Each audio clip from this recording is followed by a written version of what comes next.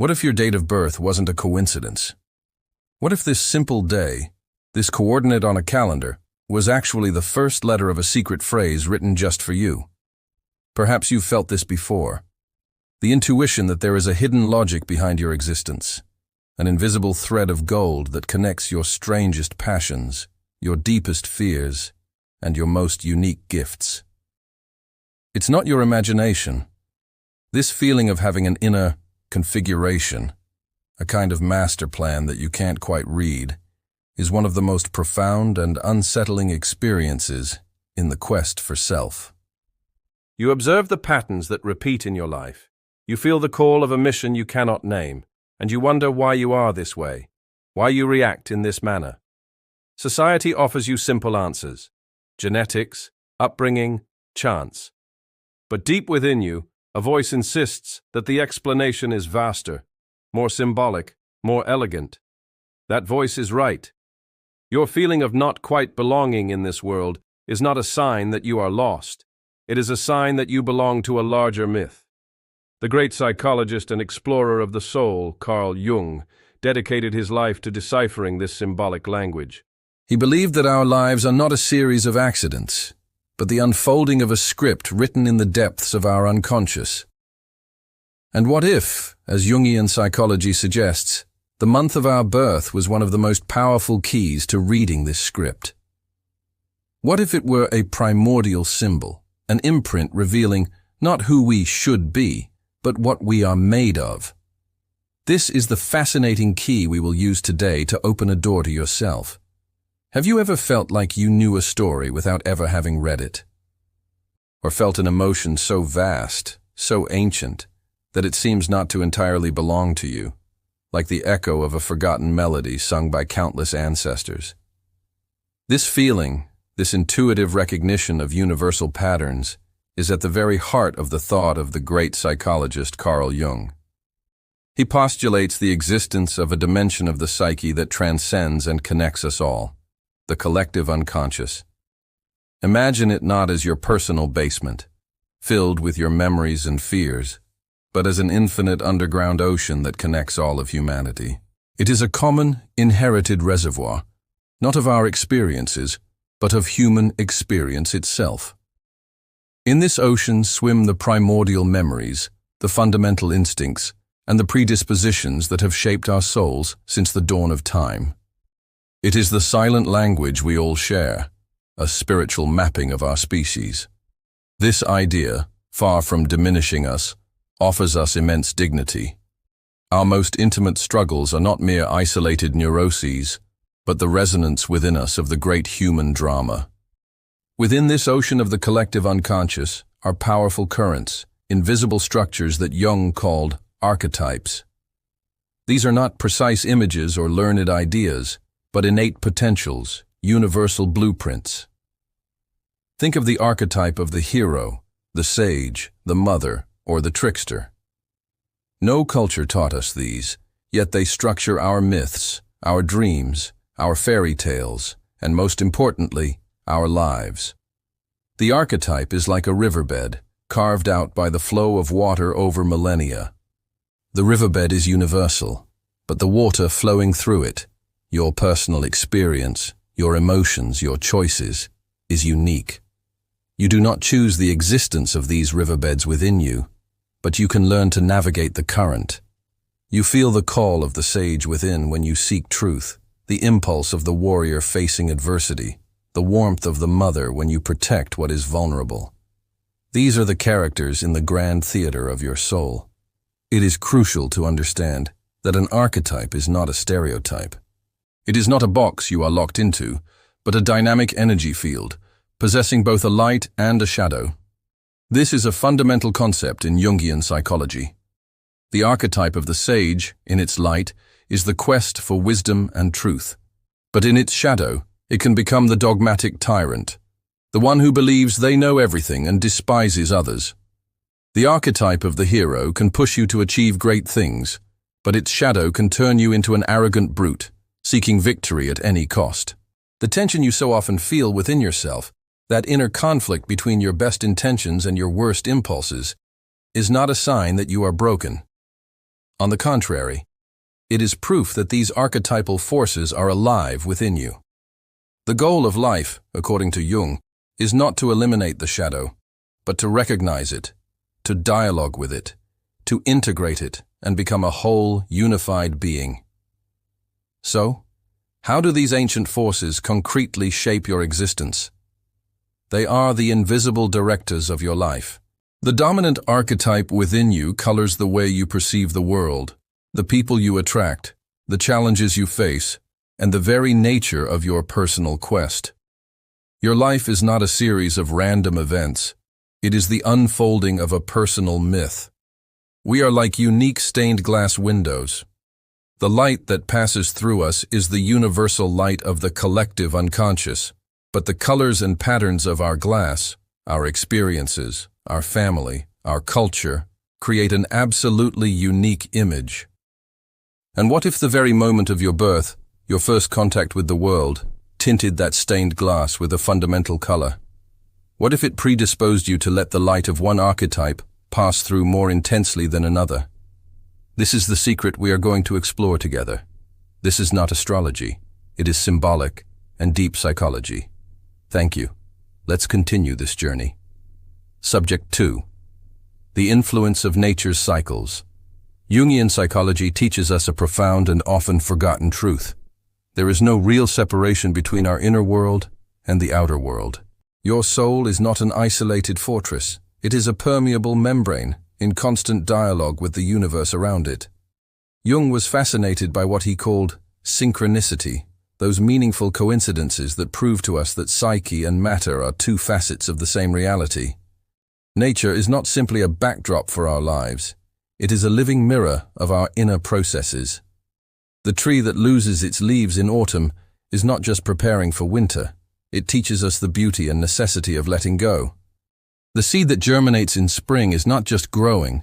It reminds us of the indestructible power of life that slumbers within us, even in the darkest moments. You have felt this before. Walking in a silent forest, you felt your own inner chaos subside. Watching a storm break, you felt a resonance with your own anger or passion. This is not projection. It is recognition. It is your soul recognizing its own language in the great poem of the world.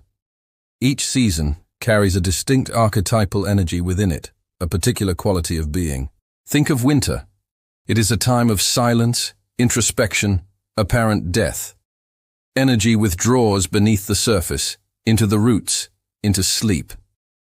This is the archetype of the hermit, the sage who withdraws from the world to find knowledge within himself. Then comes spring. It is an explosion, a resurrection. The energy that was contained bursts forth with irresistible force. This is the archetype of the divine child, the reborn, the innocence that rediscovers the world. Summer is the peak. It is a time of full expression, maximum light, warmth, community, and the celebration of life. The energy is outwardly directed, radiant, generous.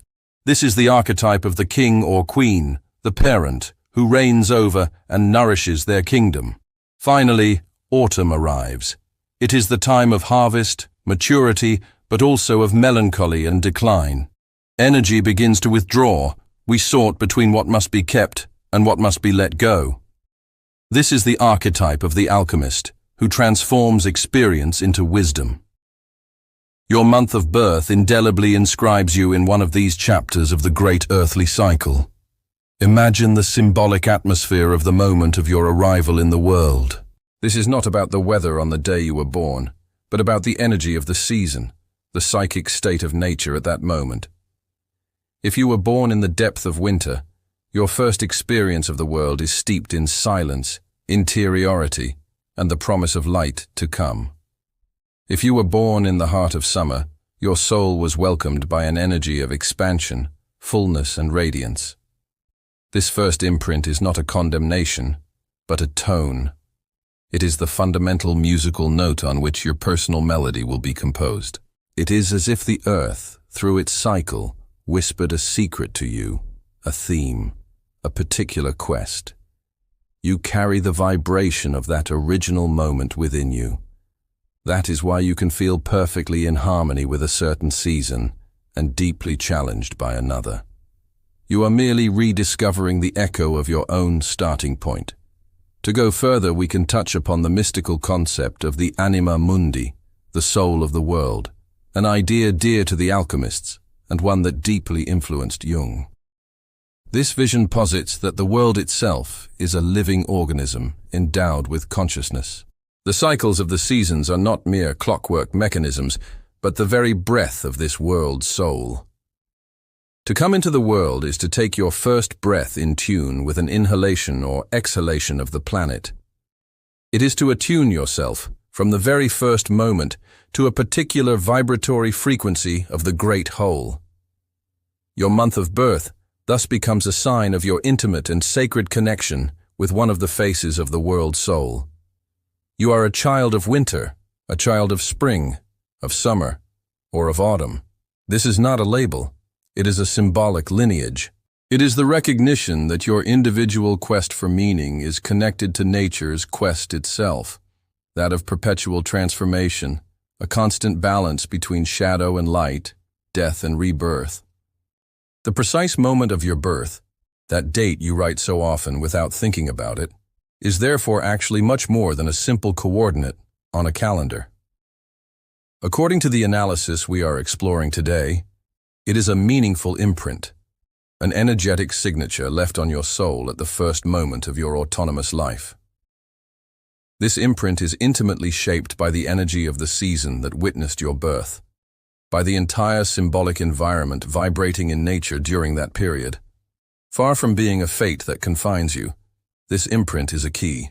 It can reveal hidden aspects of your personality, give meaning to deep tendencies you have always felt, and above all, it can shed light on the nature of your purpose in life, on the quest your soul came to accomplish. It is a symbolic map of your starting point. Let us now explore together, month by month, what this map reveals. If you were born in January, you came into the world in the deepest silence of the year. Nature is not sleeping, it is in meditation. Energy is not absent, it is concentrated in the foundations, in the invisible roots beneath the frozen earth.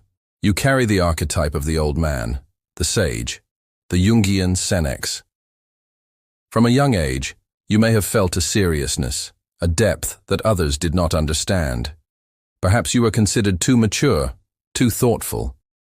This is because your soul was born with the innate knowledge of structure, discipline, and resilience. You are here to build solid foundations, to see beyond illusions, and to embody patient wisdom. Your quest is for truth and integrity. Your shadow, however, is the trap of rigidity. This force can become a prison, making you cold, cynical, or unable to adapt to change. You may isolate yourself in your ivory tower of principles. Your challenge is to learn to let the warmth of the heart melt the ice of the intellect, to remember that the deepest roots need the rain of spring to not die. For those born in February, winter is still present, but a new tension runs through the world. This is the month of lightning in a winter sky, of the sudden idea that breaks the status quo. You are a child of transition, born under the sign of the unexpected. You carry the archetype of the visionary, the humanist revolutionary. You have always known that you see the world differently. You perceive connections that no one else sees. You dream of futures that others deem impossible. You are here to break chains, to question authority, and to pour the water of novelty on a thirsty world. Your spirit is turned towards community, towards the ideal, towards a better future for all. It is a sublime but lonely mission. Your shadow is the risk of disconnecting from reality. By living too much in the future, you can forget to embody your ideas in the present. You can become eccentric, distant, misunderstood, a prophet without disciples. Your inner journey consists of building a bridge between your grandiose visions and tangible reality, learning to plant your feet on the earth while keeping your head in the stars. To be born in March is to be born from an explosion of life. It is the moment when sap rises in the trees with raw force, where life breaks through the soil without asking permission. You are infused with the archetype of the reborn, the awakener, a manifestation of the pure eternus, the eternal youth. You carry a pure, vital energy within you, an impulse, a desire to initiate. You are the one who starts, who dares, who launches with naive and disarming faith. This energy may be perceived by others as impulsivity or impatience, but it is in reality the sacred engine of renewal. You are here to awaken those who are sleeping, to shake off the torpor of winter, and to remind the world of the power of the beginning. The danger, your shadow, is to start 1,000 things and finish none. Your flame is so intense that it risks burning out as quickly as it was ignited. You may flee responsibility and depth, preferring the excitement of birth to the patience of growth. Your path to wisdom is to learn to channel this formidable energy, to become not only the one who plants the seed, but also the one who learns to care for it. In April, spring is no longer a promise, it is a battle. It is the time of powerful rains, cleansing wind, of life imposing itself with force and determination. If you were born in this month, you carry the archetype of the warrior, the initiator. See here not the destructive soldier, but the noble force that fights for a cause. You have a direct, courageous energy and an ability to face obstacles head-on. You are not afraid of conflict when it is necessary to protect what is just or to bring a project into being. You are a born leader, not through manipulation, but through the example of your own audacity. People call on you when action is needed. However, the shadow of the warrior is always present. This force can morph into aggression, this audacity into impatience. You can unintentionally hurt others with your brutal honesty or your desire to always push forward. The great challenge of your life is to cultivate the compassion of the warrior's heart, to learn that the greatest strength is not that which destroys the obstacle, but that which has the wisdom to bypass or transform it. The tumult of April subsides in May. The battle is won, and nature enters a phase of building and sensuality. The earth is fertile, flowers are blooming, everything is beauty, form, and pleasure. You who were born in May, you are the embodiment of the archetype of the builder, the artisan, the lover of life. You have an innate connection to the tangible world, to the beauty of simple things, to the pleasure of the 5 senses. You are here to give form, to stabilize, to create beauty and security in the world. Your rhythm is patient, your approach is concrete. You are the potter who shapes the clay, the gardener who cultivates their land. You remind us that life is meant to be savored. But beware of your shadow, the trap of materialism and stagnation. Your love of comfort can turn into resistance to change. Your sensuality can become empty hedonism. Your need for security can become a fear of the unknown. Your path of evolution asks you to learn to build bridges in addition to walls, and to find security not only in what you possess, but in the trust you place in life itself. Born in June, you arrive in the world at the time of the summer solstice, the peak of light, a time of communication, pollination, and duality. Energy is at its zenith, but it is already about to tip. You are the embodiment of the archetype of the seeker, the mediator, the one who connects worlds. You have an insatiable curiosity and a gift for communication.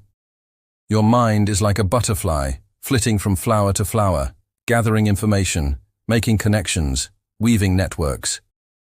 You are here to be a bridge between people, ideas, concepts. You have this ability, often unconscious, to translate for one another, to bring lightness where there is heaviness. Your shadow, however, is the risk of superficiality. By merely skimming everything, you can fear settling down, committing, delving deeper. Your quest for novelty can hide a fear of intimacy or boredom.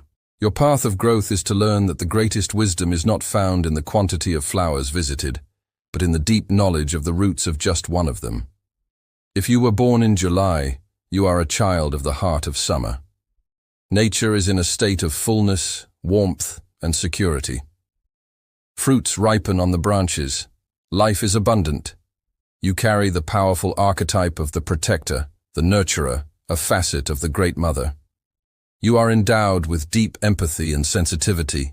You don't just understand the emotions of others, you feel them in your own body. Your mission is to create a space of emotional safety, to nourish, to protect, to care.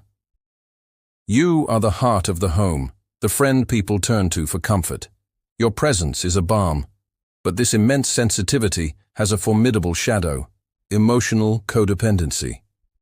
Your desire to protect can become a need to control, and your empathy can cause you to drown in the emotions of others to the point of forgetting your own.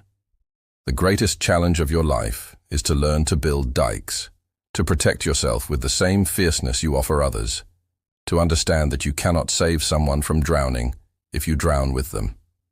The month of August is the reign of the sun. The heat is at its peak. Nature is expansive, confident, radiant. To be born in this month is to be touched by the archetype of the leader, the sovereign, the solar king or queen. There is a natural nobility within you, a charisma and generosity that inspire others. You are not made to stay in the shadows. You are here to shine, to take your place in the center, not out of ego, but to illuminate and warm others. When you are aligned, your self-confidence gives others permission to be confident in themselves. Your joy is contagious. However, the shadow of the sovereign is arrogance and tyranny. The need to shine can become an insatiable need for admiration. Confidence can turn into pride, and generosity can become a means to assert your power. Your journey of individuation requires you to cultivate humility, to remember that the true sun asks for nothing in return for its light, and that the greatest of kings is the one who serves their kingdom, not the other way around. In September, the energy shifts. The light diminishes, the air cools. It is the time of harvest, sorting, preparation for the dark months. You who were born in September, you carry the archetype of the analyst, the meticulous artisan, or the hermit in service to the world. Your energy is no longer expansive. It becomes selective and internalized. You have an innate gift for seeing details, organizing, improving, and distinguishing what is essential from what is not. You are here to bring order to chaos, to purify, to serve with humility and devotion. Your mind is an instrument of precision. Your shadow is the trap of paralyzing perfectionism and harsh self-criticism. By constantly seeking flaws, you may see nothing but that, in yourself and in others. You risk getting lost in details to the point of forgetting the meaning of your work. Your path of healing is to integrate compassion, to understand that the world is not perfect, and that your value does not lie in the absence of errors, but in the purity of your intention. October is the month of perfect balance before the great plunge. It is the time of the autumn equinox, when day and night are of equal length. Nature adorns itself in its most beautiful colors, finding exquisite beauty in its own decline.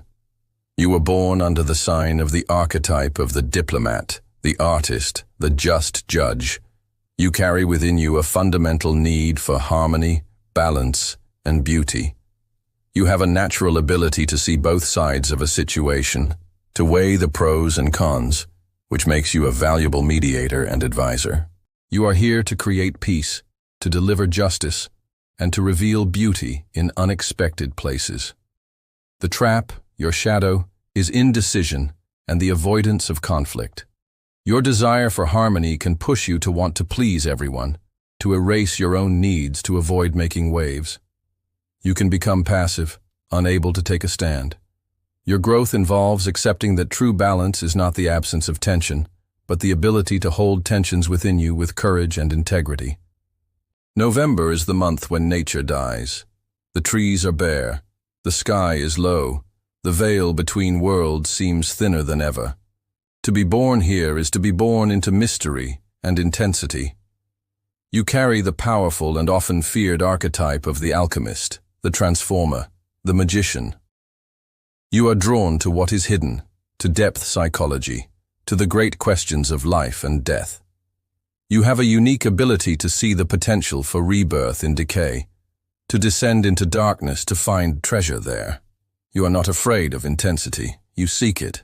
You are here to catalyze transformation in yourself and in others. Your shadow is proportional to your power. It lies in manipulation, secrecy, and a fascination with power that can become destructive. Your intensity can consume you. Your journey is the most perilous of all. It requires you to become the master of your own power, to use your ability to destroy only what must die so that life can be reborn, and to become a guide through the shadow without ever getting lost in it. December is the heart of darkness, the time of the shortest day and the longest night. But in the heart of this darkness is the sacred promise of the return of light, the winter solstice.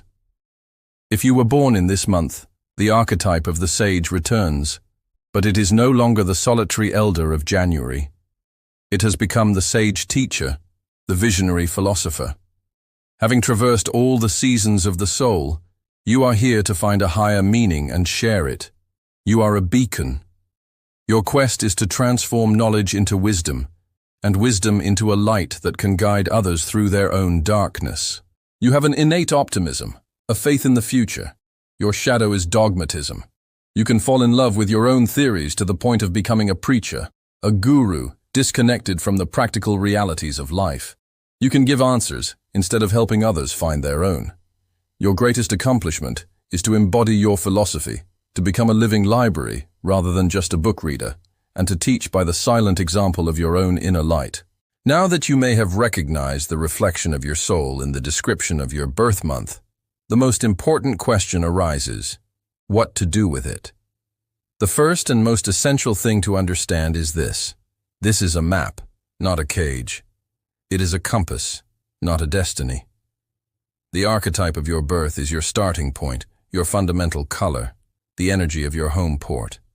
It does not define the limits of what you can become, but it illuminates the landscape of your inner world, the challenges that will be natural for you, and the gifts that are innate within you.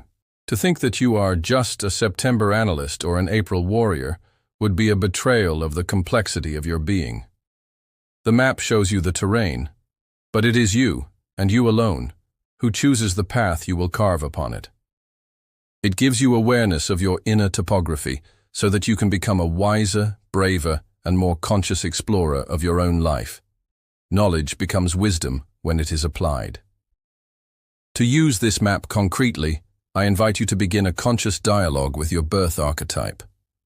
Take it as an inner character, a living force within you. Ask yourself questions and listen for the answers in the silence of your introspection, perhaps with the help of a journal. If you were born in July, ask yourself, where and when does my protector archetype manifest in my life?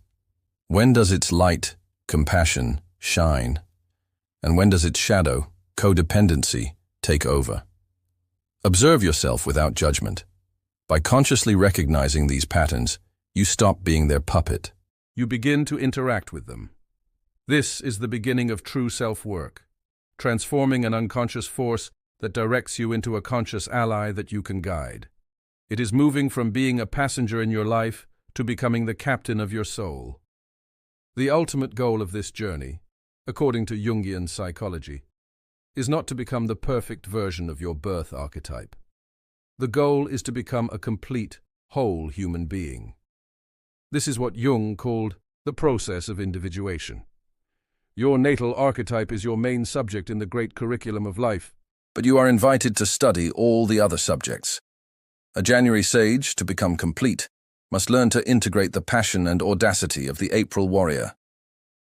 A November alchemist must learn to integrate the harmony and diplomacy of the October diplomat to balance their intensity. Your quest is not only to master your innate gift, but to meet the energies least familiar to you, the archetypes that slumber in your shadow. It is by integrating these opposing qualities that we become truly balanced, wise, and free. And, finally, this journey leads you to a form of deep and radical self-acceptance. It invites you to stop apologizing for who you are. If you are a February visionary, stop feeling guilty for not being more realistic. Your vision is a gift to the world. If you are a May builder, honor your need for stability and beauty without judging it as materialistic. It is your way of making the world more livable. Honoring your energetic signature means accepting its light as your gift to the world, and embracing its shadow as your sacred work, the personal challenge given to you for your own growth.